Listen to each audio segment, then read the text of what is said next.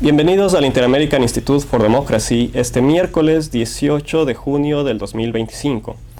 Por las circunstancias actuales del conflicto que hay Israel-Irán, se ha realizado este foro titulado Guerra Global, Paz y Seguridad Internacionales, donde tendremos una serie de exposiciones de analistas y expertos que nos explicarán sus puntos de vista sobre la situación que vive el mundo en este momento. Mi nombre es Francisco Endara y les doy la más cordial bienvenida a todos. Para empezar, comento que el Inter-American Institute for Democracy es una entidad privada, es un think tank de los Estados Unidos sin fines de lucro, cuyo objetivo es la promoción y difusión de los valores de la libertad, la democracia, los derechos humanos y la institucionalidad en las Américas. Está constituido por académicos, políticos, profesionales, trabajadores, empresarios, hombres y mujeres de distintas nacionalidades. El día de hoy, para el foro, empezamos con el doctor Carlos Sánchez Berzaín. El doctor Carlos Sánchez Berzaín es abogado, politólogo, ha sido ministro de la Presidencia y de Gobierno de Defensa, diputado nacional de la República de Bolivia, escritor, catedrático y estadista, director del Inter-American Institute for Democracy. Bienvenido, doctor Berzaín. Gracias, Francisco. El escenario, el momento, la situación que vive el mundo es objeto de interpretaciones desde diferentes puntos de vista que no están desprovistos de interés. Por eso es que hoy día quiero introducir un concepto que ya hemos venido discutiendo en diferentes ámbitos del análisis académico, geopolítico y estratégico, que es el de la guerra global. La guerra global la defino como la confrontación general en que la lucha armada solamente comprende a partes específicas en una o varias zonas geográficas, pero la confrontación estratégica, política, económica, financiera, tecnológica, de propaganda y de todo tipo incluye a todos los países porque nadie es neutral. Para entender este concepto, recordemos lo que es la neutralidad. La neutralidad, para ser tal, necesita como mínimo dos elementos, y esos elementos son la imparcialidad y la no participación. Y en el caso de la guerra global no se presenta ninguno de los elementos. Para entender mejor lo que estamos hablando, sostengo que la guerra global en el siglo XXI comienza con la invasión de Rusia a Ucrania. Cuando Rusia invade a Ucrania, ese frente entre dos países, Rusia y Ucrania, es rápidamente objeto de la conformación de grupos en base a cada uno de los países en conflicto. Rusia empieza a ser objeto de sanciones de parte de todas las democracias europeas y de Occidente, Estados Unidos, el Japón, Australia, Canadá, y esas sanciones empiezan a surtir efectos económicos, financieros, tecnológicos, y Rusia pasa a depender de la China en materia económica, en materia financiera y en materia de comercio. Todo lo que abandona Occidente lo copa la China. Pero además de eso, se forma en torno a Rusia un mecanismo de soporte por las necesidades bélicas de Rusia. Irán le provee balística, le provee drones y le provee misiles. Y cuando Rusia tiene problemas de personal, vemos a Corea del Norte, que además de proveer balística, provee tropa. Y en medio de eso está la constatación de que aproximadamente 20.000 efectivos militares cubanos prestan soporte a Rusia en la invasión a Ucrania. En la línea de combate y también en las líneas de soporte logístico. O sea, se forma un grupo en torno a Rusia que está caracterizado por la concurrencia de las dictaduras. Rusia es una dictadura nacionalista, la China es una dictadura comunista de partido único, Corea del Norte es una dictadura familiar, Irán es una dictadura teocrática. Ahí concurren las dictaduras de las Américas del socialismo del siglo XXI, todas lideradas por Cuba, con sus dictaduras en Venezuela, en Nicaragua, en Bolivia, que arrastran también a los gobiernos denominados paradictatoriales. Pero el África no se queda atrás y dictaduras como la del Congo, de Uganda, de Chad, de Eritrea, de Camerún, de Guinea Ecuatorial, concurren a formar eso que es un bloque o es un grupo de las dictaduras que respalda la invasión de Rusia a Ucrania, que está a su vez respaldada a Ucrania por todos los países europeos, por Estados Unidos, por Canadá, por Japón. Entonces tenemos una guerra en la cual el frente de batalla está reducido a la confrontación entre Rusia y Ucrania en ese territorio, con esas fuerzas armadas, pero que tiene un efecto global. Y el efecto global en la invasión de Rusia a Ucrania es que no hay ningún país excluido de esa confrontación. En ese sentido, el segundo frente de la guerra global se abre después del ataque terrorista que se produce contra Israel, y se abre el frente en la Franja de Gaza. Y ahí vemos los mismos grupos. ¿Quién financia el ataque terrorista? ¿Quién soporta? ¿Quién permite el ataque terrorista contra Israel? Irán. Y cuando Israel empieza las operaciones en la Franja de Gaza, lo que tenemos es un resultado de la presencia de los dos mismos grupos, respaldando a Israel, Occidente, y respaldando a el terrorismo y a las acciones de defensa de esa zona, el grupo de Rusia, de China, Corea del Norte, las dictaduras de América Latina, Irán, etc. Y ahora, cuando se produce el inicio de la operación que se ha venido a denominar León Creciente, 5 o 6 días atrás, cuando Israel ataca a Irán, sosteniendo que lo hace en defensa de su seguridad. ¿Por qué? Porque Irán está muy cerca de producir, en opinión de Israel, 15 bombas atómicas, bombas nucleares, y en opinión de la Organización Mundial de Control Atómico, entre 8 o 10 bombas nucleares, pero ya está a punto de producir. En los últimos 10 años, Irán ha venido negociando con el mundo democrático y con el sistema de las Naciones Unidas el control de su energía nuclear, y ha venido engañando sucesivamente porque todo lo que hace es avanzar.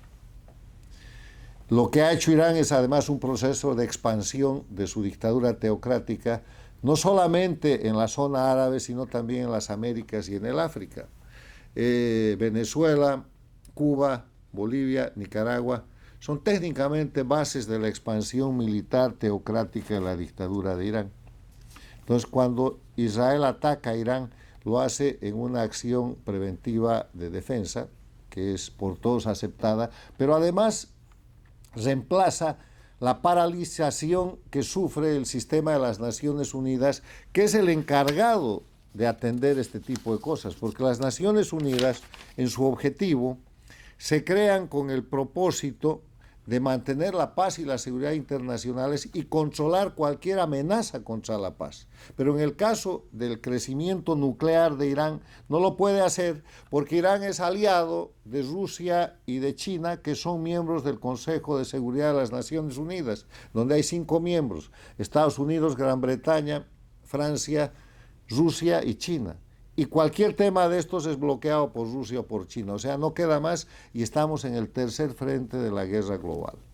Y el tercer frente de la guerra global está produciendo efectos que, en mi criterio, además de la defensa del Estado de Israel, que es su derecho, además de reemplazar la parálisis del sistema de las Naciones Unidas para el mantenimiento de la paz y seguridad internacionales, está produciendo cambios geopolíticos muy importantes a nivel global. ¿Por qué? Porque volvemos al concepto con el que he empezado de la guerra global, y para entender mejor, diferenciemos lo que es una guerra mundial de lo que es la Guerra Fría, o lo que fue la Guerra Fría, y de lo que es la guerra global. La guerra mundial, hemos tenido 2 en el siglo pasado, es aquella guerra en la que participan todos los países del mundo, pero participan de manera armada y en los frentes de combate.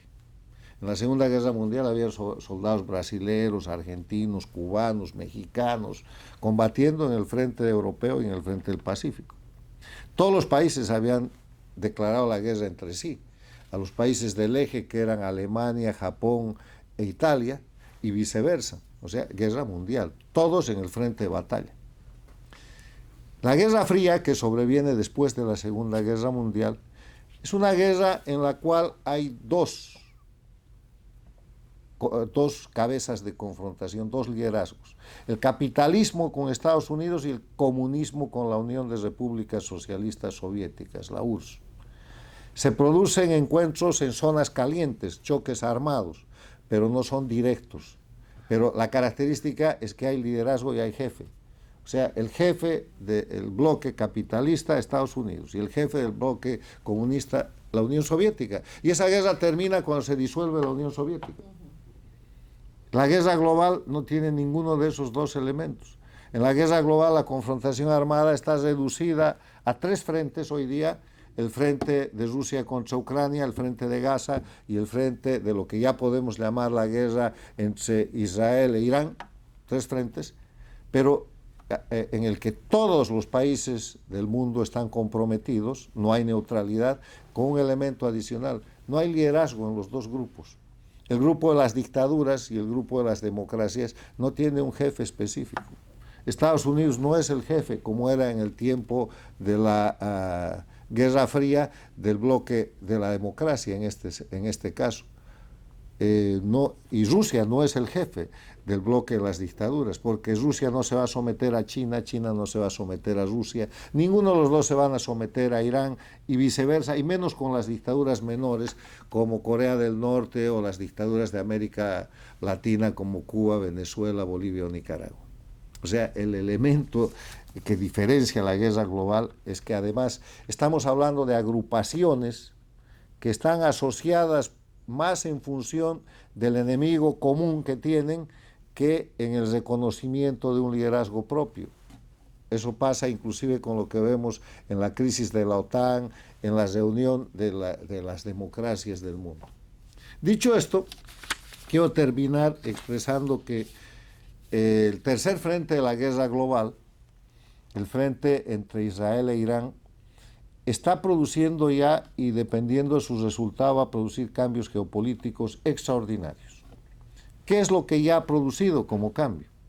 Ya ha producido como cambio el debilitamiento de Irán en el grupo de las dictaduras, que siendo el proveedor fundamental de drones, de balística y de misiles para que Rusia sostenga la guerra de invasión contra Ucrania, ya ha dejado de ser proveedor, porque le están atacando precisamente los centros de producción de ese material, y Rusia solo va a poder usar el material que tiene porque Irán está en incapacidad de seguir mandando más.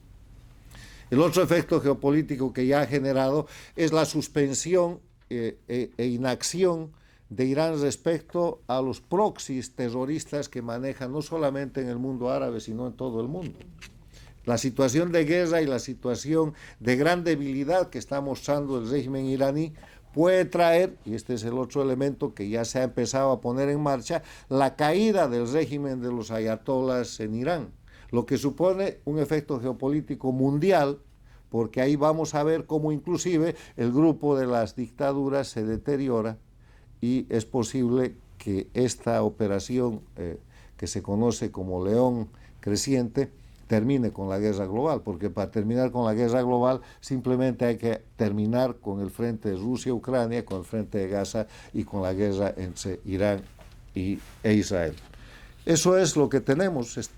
El asunto es que lo que acabamos de describir muestra un proceso en pleno curso, está pasando, está sucediendo, y lo más que podemos hacer desde una entidad como la nuestra, que es un centro de pensamiento, es mostrar los parámetros para que la gente pueda tener un entendimiento de lo que sucede.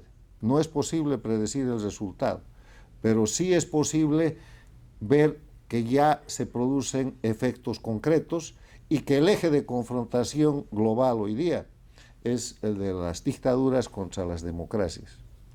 En el siglo XX, en la segunda parte del siglo XX, después de la Segunda Guerra Mundial, fue el del comunismo contra el capitalismo, ganó el capitalismo. Para que se produzca la Segunda Guerra Mundial, el eje de confrontación fue entre el fascismo y la democracia.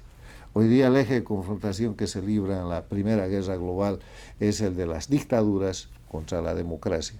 Y eso es lo que estamos viviendo. Muchas gracias.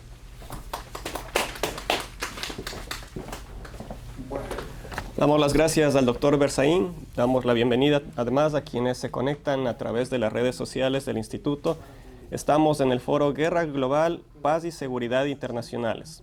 A continuación invito al señor Fabián Calle. El señor Calle es licenciado en Ciencias Políticas de la Universidad de Buenos Aires, con especialización en Estrategia Económica Internacional y maestría en Relaciones Internacionales de la Flaxo. Además es profesor de la Universidad Torcuato Di Tella. Bienvenido, señor Calle.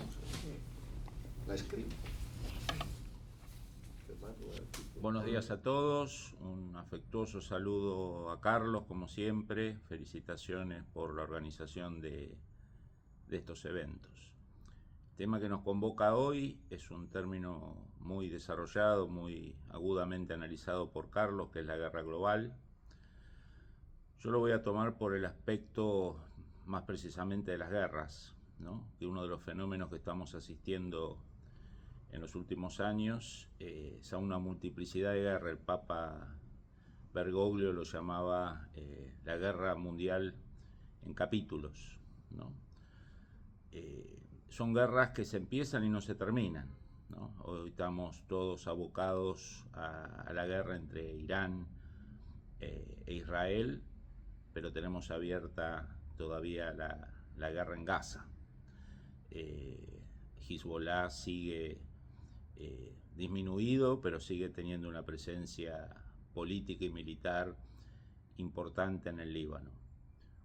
Todo indica que esta guerra Israel-Irán no va a terminar con un derrotado total de un lado ni del otro. Claramente Israel sería imposible que lo fuera, pero creo que existen bastantes dudas de que haya una precipitación o un colapso inmediato del régimen iraní. Si uno empieza a sumar todas estas características, esta guerra mundial en fascículos o en capítulos, como diría el Papa Francisco, tiene otro destacadísimo evento, que es la guerra de Ucrania. Una guerra que fue pensada para ser de 3 semanas, un mes, y ya llevamos más de 3 años de guerra, que no solo no ha cedido, sino que se ha intensificado. Estamos hablando, algunas cifras hablan de 1 millón de muertos y heridos entre ambos bandos, algunos hablan de más, de 1 millón de muertos y heridos en ambos bandos. Fuertes indicaciones que el combate va a seguir durante primavera y verano, que va a haber intentos de ofensivas rusas. Una Europa que al parecer está más decidida a invertir en defensa y ayudar a Ucrania en esa guerra, un Estados Unidos que le ha abierto la puerta a la negociación con Rusia para tratar de alejarlo un poco de China, que es el verdadero rival de Estados Unidos, pero que también sigue ayudando a Ucrania, más allá de que no lo hace con un tono tan épico como la administración Biden. Las amenazas que se ciernen en el tema Asia, todos los días tenemos algún peligro de incidente en el mar de la China, agresiones chinas a barcos filipinos y de otras nacionalidades, una Corea del Norte que está combatiendo en Europa. Hace años no nos hubiéramos imaginado miles y miles de soldados coreanos combatiendo en Europa, en el corazón de Europa. Misiles iraníes, drones iraníes entregados a Rusia intensivamente, masivamente, a cambio seguramente de alguna asistencia tecnológica rusa en misiles balísticos y otros puntos.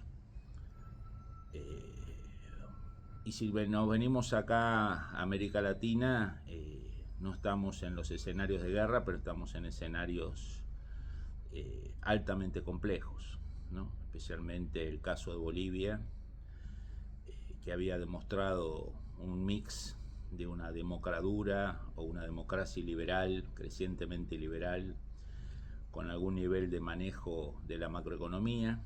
Eso ha colapsado. Un país clave en la geopolítica latinoamericana como es Bolivia. Tenemos una guerra política dentro del MAS, guerra de carteles, denuncia de la FAO de crisis humanitaria, problemas regionales, étnicos, como siempre lo ha habido, por el tema de Santa Cruz. Cualquier debilitamiento del Estado central agudizaría algunas de esas tensiones. El tema de Venezuela, ni qué decir, una dictadura lisa y llana, aliada de Irán, aliada de Rusia, aliada de China. Por lo tanto, un panorama, guerras híbridas en Europa. Tenemos decenas de ataques híbridos que la Unión Europea atribuye a Rusia, el corte de cables acuáticos, submarinos que transmiten internet y comunicaciones que han sido sucesivamente cortados en el Báltico, misteriosos cortes de luz en algunos países y ciudades, sabotajes, especialmente denunciados por los países bálticos, países también por Polonia. Una China que da a entender que hay que prepararse para recuperar Taiwán en el corto plazo. Algunos hablan de 27, del 28, del 29, lo más probable que no suceda, pero es el discurso oficial de Xi Jinping de que las Fuerzas Armadas antes del 2030 tienen que estar preparadas para recuperar militarmente Taiwán. Un Estados Unidos asertivo que habla de Groenlandia, habla de controlar totalmente el canal de Panamá, una competencia por el Ártico,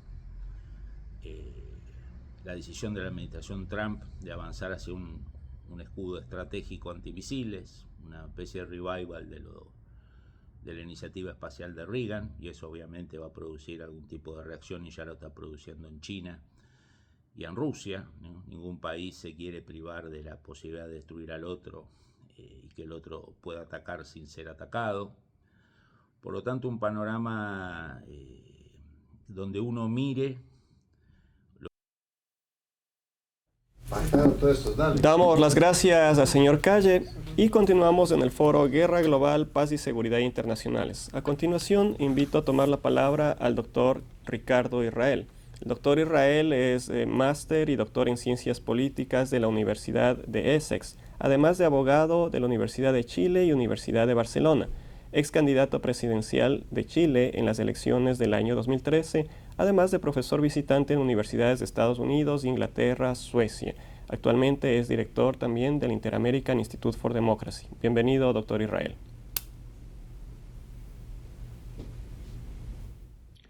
Para algunos, el siglo XX fue un siglo corto. Habría transcurrido entre la Primera Guerra Mundial y la Guerra Fría. Para otros fue un siglo largo. Habría terminado el 11 de septiembre del año 2001, cuando se ven dos acontecimientos de guerra global. El atentado de la yihad, de la Guerra Santa, del islamismo radical en contra de Occidente y la respuesta de Estados Unidos. Pero por lo menos la respuesta del gobierno del presidente Bush no siguió adelante como el elemento central de la política exterior de Estados Unidos después de los fracasos de Irak y de Afganistán. La primera guerra global del siglo XXI es la invasión rusa de Ucrania, con impactos inmediatos en los mercados de combustible y alimentos. Años después, se ve desde hace tiempo una guerra terrible de desgaste, 3 años después, dentro de Ucrania, empantanada. Sin embargo, Rusia no quiere el cese del fuego, ya que va a la ofensiva y conquistando terreno. Es en su beneficio. Con una consecuencia de largo plazo, la política de cancelación de Rusia llevó a una alianza que no había existido nunca, ni siquiera bajo el comunismo, entre Rusia y China, donde Rusia es el principal poder atómico del mundo, con más bombas atómicas que nadie, pero es un aliado menor en relación al empuje de China, cuyo despliegue a todo nivel es la única amenaza real que tiene Estados Unidos, que le disputa el cetro de la superpotencia del siglo XXI y que paso a paso hace lo que hizo Estados Unidos en el siglo XX, en sus inicios, para desplazar a la Gran Bretaña como la principal del mundo. Ahora ha aparecido el Medio Oriente. Se inició como un capítulo más de las viejas disputas entre palestinos e Israel. Hoy ha mutado en otra cosa. Israel, a pesar de la incomprensión, representa a Occidente contra algo que viene de Irán. Irán estuvo detrás no solo de la invasión de Hamás, que a no olvidarlo fue el origen de esa guerra, como la invasión rusa lo fue de Ucrania. En ese caso, mutó hacia lo que es hoy día en el enfrentamiento que está desarrollando Israel para acabar con el plan atómico de la bomba de los ayatolas, que a no olvidarlo es la base de la alianza del futuro en esa zona del Medio Oriente, que es entre los países árabes sunitas e Israel. ¿Por qué? Porque no solo amenaza a Israel con la destrucción, como lo ha hecho desde el año 79, amenaza a Occidente. Es una yihad profundamente occidental, donde Estados Unidos calificado como el gran Satán e Israel solo como el más pequeño, con capacidad misilera también para llegar a Europa. Es eso el mundo que se está abordando en este minuto. Por un lado, la disputa entre Estados Unidos y China por la supremacía, y por el otro lado, el desafío encabezado por Irán y la necesidad que Irán no tenga nunca esa bomba atómica, porque amenazaría inmediatamente a los países árabes, partiendo por Arabia Saudita, como es la vieja disputa entre chiitas y sunitas que lleva 1300 años en el Islam, y para quienes dicen que solo es esa parte del mundo, no olviden la cantidad de siglos que protestantes y católicos se enfrentaron dentro de Europa, y que la última guerra de religión ocurrió y se acabó solo el año 1998 en el Ulster británico, en la Irlanda británica. ¿Qué lo falta? Falta que Occidente acabe con todos los complejos, con todas las dudas que le han surgido hacia esa, la más importante de las civilizaciones del mundo. Y sobre todo falta que Estados Unidos la encabece, al igual que lo hizo en la Guerra Fría, en forma unida y no dividida. Es esta división interna de Estados Unidos, esta polarización, este cambio de política simplemente por el habitante de la Casa Blanca, lo que hace falta para que Occidente vuelva a encabezar con una dirección unida lo que hoy día está haciendo a nombre de todos ellos y con mucha incomprensión Israel en el Medio Oriente. Muchas gracias. Damos las gracias al doctor Israel y seguimos en el foro Guerra Global, Paz y Seguridad Internacionales. A continuación, desde Colombia, invito a la palabra al señor Carlos Alonso Lucio. El señor Lucio fue integrante de la guerrilla del M-19. Además es político, empresario, agrícola, ganadero y escritor colombiano reconocido. Fue candidato a la alcaldía de Bogotá, además de senador de la República de Colombia. Bienvenido, señor Lucio. Muy buenos días. Comienzo por agradecer la invitación y me parece muy importante la tarea que están adelantando el doctor Carlos Sánchez y todo el equipo del instituto.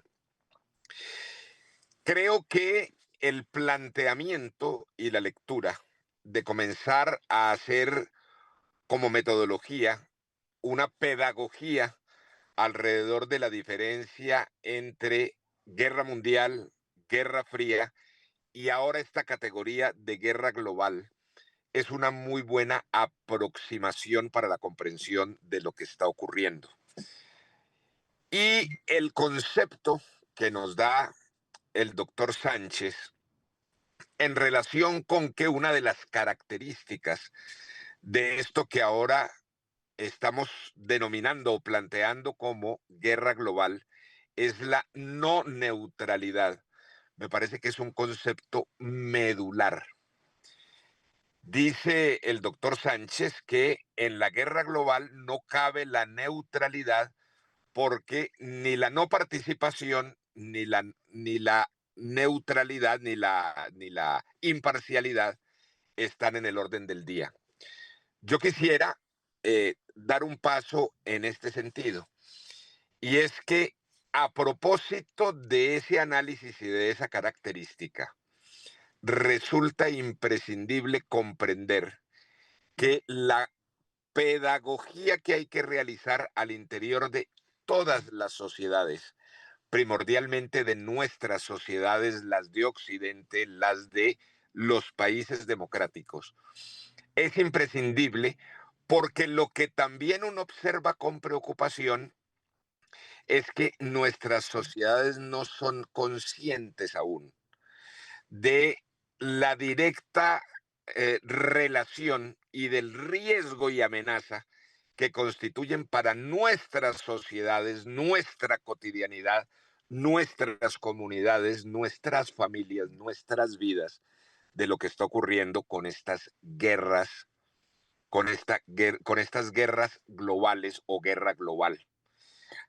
Creo que la conciencia, por ejemplo, del impacto del destino de lo que ocurra en la guerra de Ucrania por la invasión rusa, o lo que ocurre en Gaza, o lo que ocurre en Irán, o lo que ocurra con las expresiones de violencia y guerra híbrida en Europa, tienen una directa relación con nuestro destino y con nuestro presente. Creo que si uno hiciera un análisis de eh, estrategia, empieza por apreciar una cierta fragilidad y vulnerabilidad en relación con la falta de conciencia de nuestras sociedades a distintos niveles sobre el riesgo que estamos corriendo en esta disputa que es exactamente entre las democracias y las dictaduras, la democracia y los autoritarismos.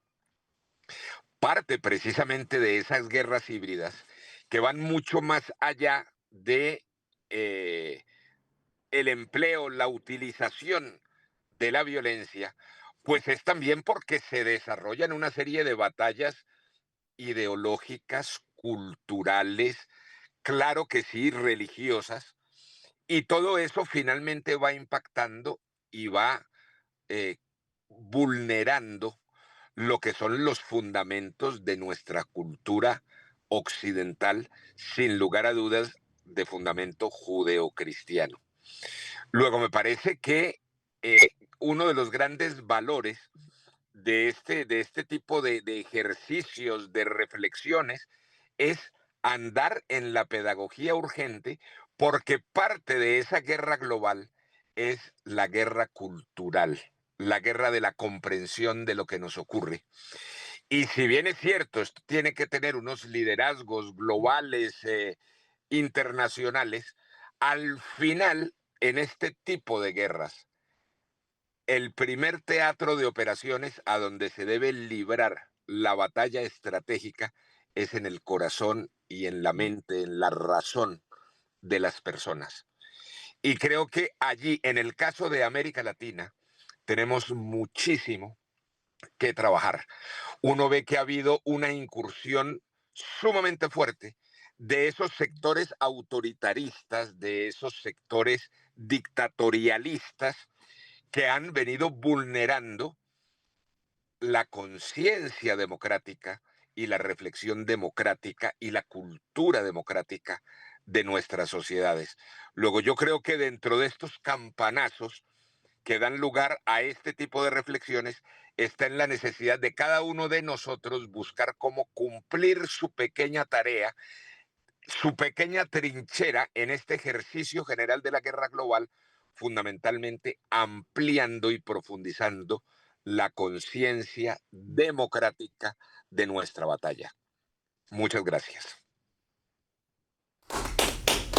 Damos las gracias al señor Carlos Alonso Lucio, que nos habló desde Colombia. A continuación, desde Perú, el doctor Luis González Posada nos dará su punto de vista.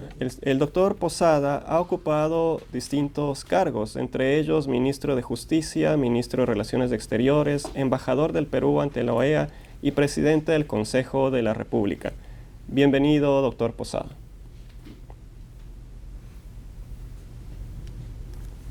Apreciados amigos, después de la Segunda Guerra Mundial, donde murieron 50 millones de personas, se crearon las Naciones Unidas con el objeto de preservar la paz y los derechos humanos. Nuestra pregunta es, ¿están cumpliendo su función? Yo creo que no. Las Naciones Unidas son un membrete, una etiqueta, un papel mojado en tinta. Y lo digo por lo siguiente. La guerra devastadora de Rusia contra Ucrania ha causado entre muertos y heridos, según los propios reportes de las Naciones Unidas, de 1 millón de personas. Pero aparte tenemos que hay 3.700.000 desplazados ucranianos en su propio territorio y 6.900.000 ucranianos en diferentes países de Europa. Ese es el costo terrible de lo que está ocurriendo. Los informes también dicen que Ucrania necesita ayuda humanitaria de emergencia, alimentos, medicina, para 12.700.000 personas. Esto es lo que está sucediendo. Entonces nos preguntamos, ¿dónde están las Naciones Unidas? Curiosamente, ¿saben quién presidía el Consejo de Seguridad hasta el año pasado? Rusia.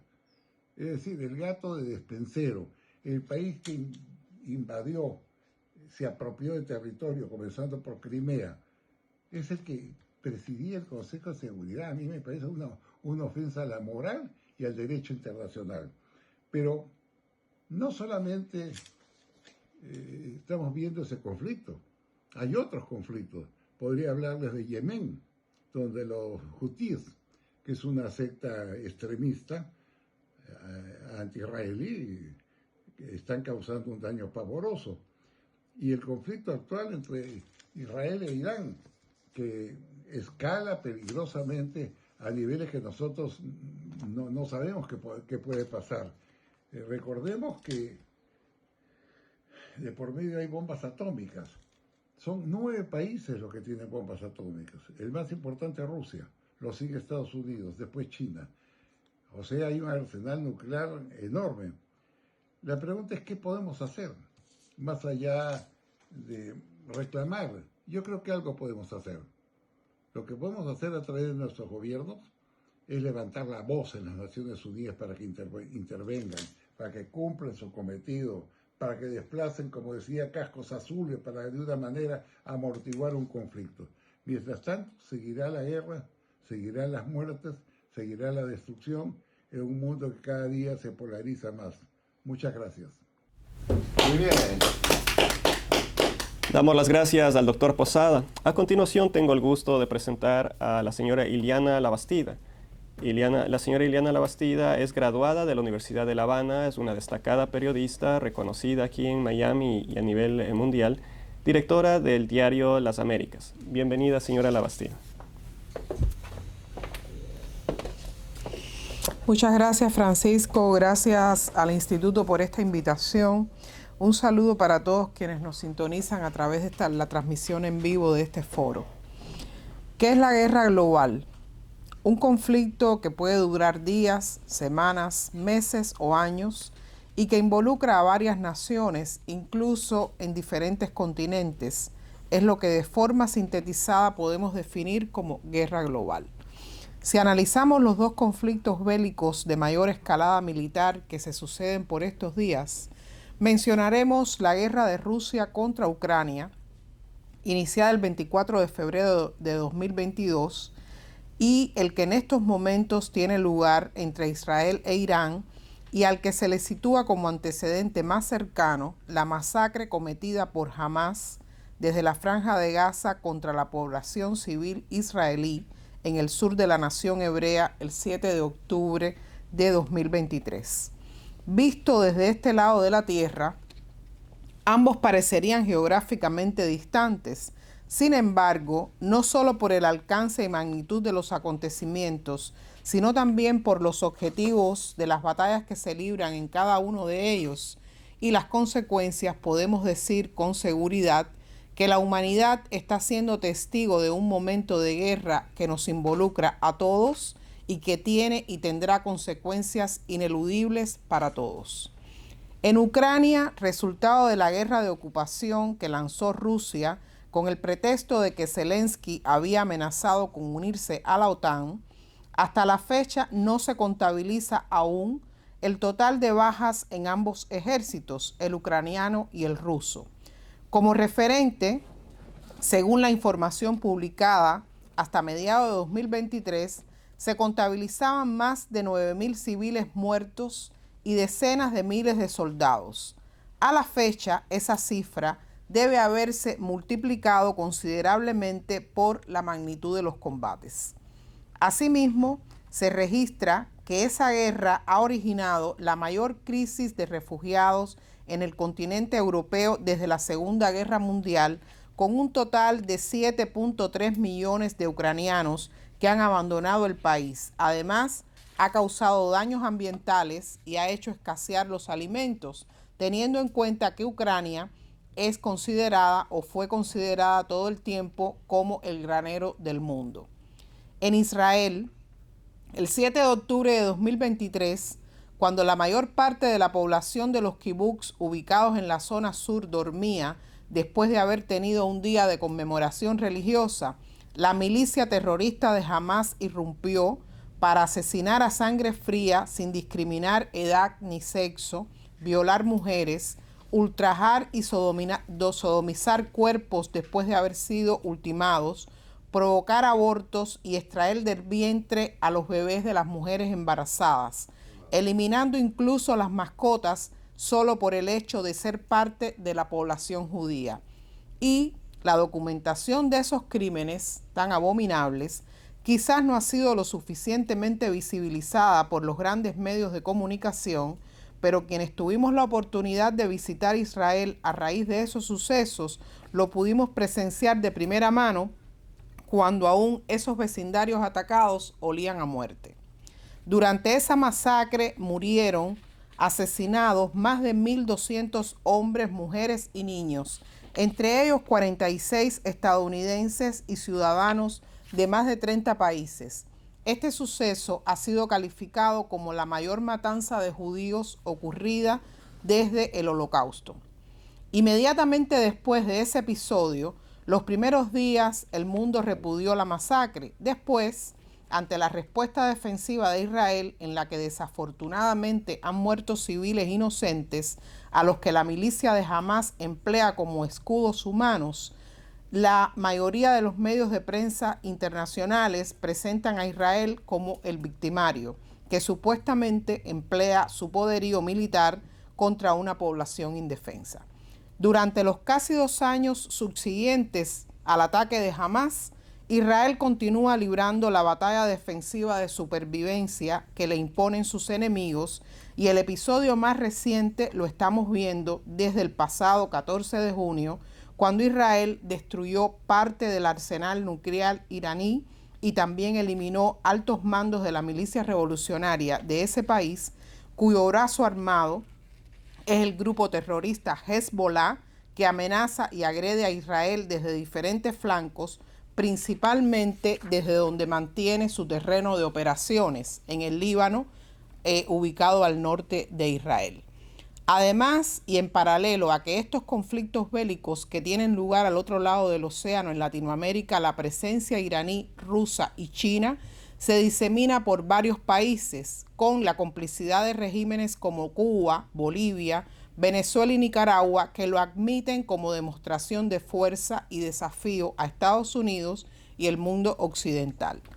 Por todo lo anterior expuesto, podemos afirmar que la guerra global tiene el componente de pérdidas humanas, que es el más lamentable, pero también el componente que corre a cargo de quienes debemos informar y presentar los hechos de forma objetiva para no fomentar prejuicios, desinformación y evitar que el mundo se polarice en favor de la injusticia. Resultado de la desinformación y el actuar exprofeso de elementos oportunistas, en los que están incluidos algunos medios de comunicación, que consiguen manipular el conflictos como los de Rusia contra Ucrania, que involucran naciones como Cuba y Corea del Norte, de cuyas poblaciones hay jóvenes que han ido a esa guerra a servir como carne de cañón y han sido asesinados allí. También resultado de la desinformación que ejercen algunos servicios de noticias de manera irresponsable, se promueve el sentimiento antisemita que deriva en manifestaciones violentas en los recintos universitarios y calles de Estados Unidos, aparentemente para reclamar derechos o, lo que es peor, se cometen crímenes de odio como el que vimos en fecha reciente frente al Museo Judío en Washington, donde 2 jóvenes diplomáticos judíos fueron ultimados. La guerra global no es de unos u otros, nos involucra y afecta a todos. Uno de sus mejores antídotos es conocer el origen de los conflictos y, en lugar de amplificar falsedades, convertirnos todos en activistas de la información real y desprejuiciada. Muchas gracias. Muchas gracias, señora Labastida. A continuación, invito a tomar la palabra al doctor Robert Evan Ellis. El doctor Ellis es un reconocido investigador que cuenta con más de 400 publicaciones. Es profesor de estudios latinoamericanos del Instituto de Estudios Estratégicos de la Escuela de Guerra del Ejército de Estados Unidos. Su investigación se centra en relaciones de la región con China y otros actores no occidentales, así como con el crimen organizado transnacional y el populismo en la región. Bienvenido, doctor Ellis. Muchas gracias. Quiero agradecer a Carlos y el Instituto Interamericano para la Democracia para esta oportunidad de compartir mi análisis, y también reconociendo que yo, siendo un empleado del Ejército de los Estados Unidos, un empleado civil, pero lo que voy a compartir en estos momentos es mi análisis académico personal y no necesariamente representa lo de los Estados Unidos. Quiero enfocar mis comentarios en 2 áreas. Primero, el buen marco que ha presentado Carlos sobre guerra global, y segundo, mi análisis sobre la situación actual entre Irán y Israel. Primero que nada, yo veo que este marco que presenta Carlos es algo muy importante. Yo he escrito algo muy parecido. Lo que digo es China y el contraorden iliberal, en que yo también hablo de estas relaciones entre esos estados, Irán, Rusia, Corea del Norte, Venezuela. Y lo que Carlos dice, yo creo que es bastante importante de entender la naturaleza de la amenaza, que no es una alianza formal, los intereses de los países son diversos, no hay jerarquías, sin embargo, hay intereses mutuos que permiten que esta colaboración ya va fortaleciendo a ellos y el peligro que ellos representan al sistema internacional. Como han dicho varios ponentes antes de mí, por ejemplo, el hecho que Irán tiene estos misiles como este C-802 ha comprado o recibido de China. Esos mismos misiles que Irán recibe de China también ha dado a los Houthis. Podemos ver que también Irán recibe recursos como uno de los proveedores principales de petróleo a China. Por otro lado, Irán ya ha colaborado con Venezuela en la península paraguayana para fortalecer su sistema misilístico y también sus sistemas de drones, como este dron grande Mojave 6, que también ha sido clave en que Irán tiene esta capacidad de drones, de proveer drones a Rusia en esta guerra contra Ucrania, igual como Corea del Norte da sistemas de artillería y también misiles y tropas a Rusia, como han dicho mis mis colegas. Entonces es importante reconocer que no es una alianza jerarquía, pero representando un peligro principal. Mirando la situación actual en Irán, quiero decir que, primero que nada, hay que reconocer que ahora lo que vemos es una victoria inicial para Israel aplastante. Israel tiene supremacía aérea, ya ha lanzado cientos y cientos de ataques, ha debilitado científicos, líderes de las Fuerzas Armadas, de inteligencia, de Quds y varios otros. Y yo creo que más que nada es importante reconocer que esto es un logro de la inteligencia israelí, su planificación, su innovación y su capacidad militar. Es cierto que los Estados Unidos quizás ha brindado algo de ayuda en cuanto a sistemas de defensa aérea THAAD en Irak y otros tipos de ayuda misilístico y aire, pero en el fin del día ha sido algo de Israel y también reconociendo que lo que Israel hizo el año pasado en cuanto a sus ataques de debilitar el sistema de defensa iraní, fue clave, igual como sus acciones contra los liderazgos de los surrogatos de Irán, como los Houthi y los Hezbollah y más, en reducir el peligro de ahora ataques por esos terceros como represalias.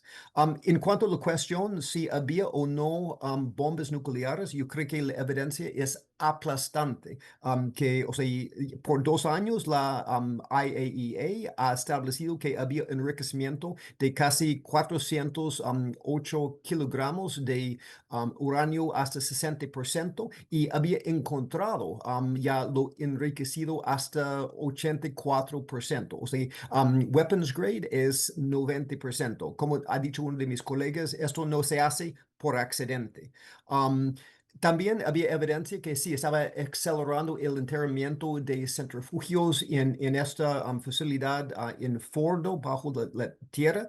O sea, solo había un asunto de tiempo. Algunas personas ya han dicho que, bueno, pero los Estados Unidos y Tulsi Gabbard, yo no creo que hay una discrepancia. Lo que ha dicho Tulsi Gabbard sobre las dudas sobre las intenciones y la posición de Irán hace meses fue una estimación, lo que siempre es imperfecto, pero yo creo que si uno mira la eficacia, la precisión de los golpes israelí, yo creo que entre la IAEA y lo de Israel, yo confío mucho en la inteligencia israelí.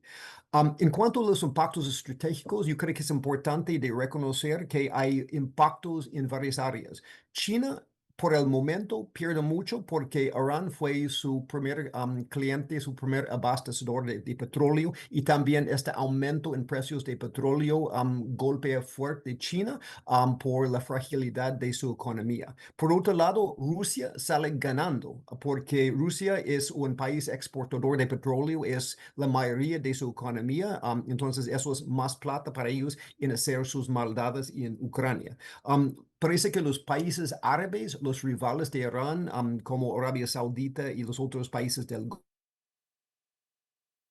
Golfo, también benefician mucho de esto, complementado por esas nuevas relaciones con la administración de Trump. Y irónicamente, yo veo que la administración Trump también queda fortalecido por esto en corto plazo, porque en el mundo en que había ya problemas con las negociaciones Rusia-Ucrania, problemas en Los Ángeles, problemas con con esta nueva legislación de presupuesto. Entonces, esto es quizás uno de los primeros, bueno, realmente fue una ganancia israelí, pero es interesante ver que el presidente Trump lo presenta como una ganancia de los Estados Unidos y Israel.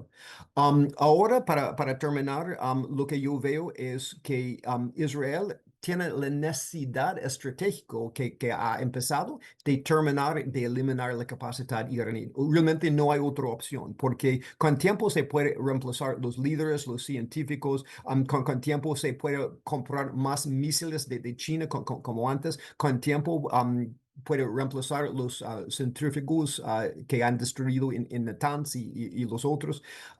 Y en el largo plazo, igual como los Estados Unidos encontró en Irak, en esta guerra de antes, Irán es un país grande y Israel solo tiene tantos misiles. el peligro es, necesita los Estados Unidos y sus bombas de 30,000 kilos, lo de famoso bunker busters, pero el riesgo es, si los Estados Unidos lo hace, es una oportunidad porque Israel ha eliminado casi todos los defensas aéreas iraníes, entonces los Estados Unidos podría operar con cierta impunidad, pero el riesgo es una escala más grande por la vulnerabilidad de las tropas que los Estados Unidos tienen en la cercanía en Irak, que los misiles de corto plazo de Irán podría alcanzar. También el peligro, francamente, de una desestabilización. Yo no veo que vamos a ver democracia en Irán en corto plazo, pero una desestabilización en Irán, tanto como movilización en países árabes, algo parecido a la primavera árabe podría presentarse. En el fin, entonces, estamos, en mi opinión, entrando en esta guerra global, como bien dicho Carlos Sánchez Berzain. Estamos entrando en una etapa de mucha incertidumbre y peligro, en que lo más importante es la persistencia y la coordinación entre nuestros aliados en OTAN, en los países árabes y en otras partes del mundo. Muchas gracias por este tiempo. Damos las gracias al Dr. Ellis y con esto concluimos el foro Guerra Global, Paz y Seguridad Internacionales. Muchas gracias a quienes nos acompañaron a través de las redes sociales y aquí en las oficinas del Instituto. Un buen día.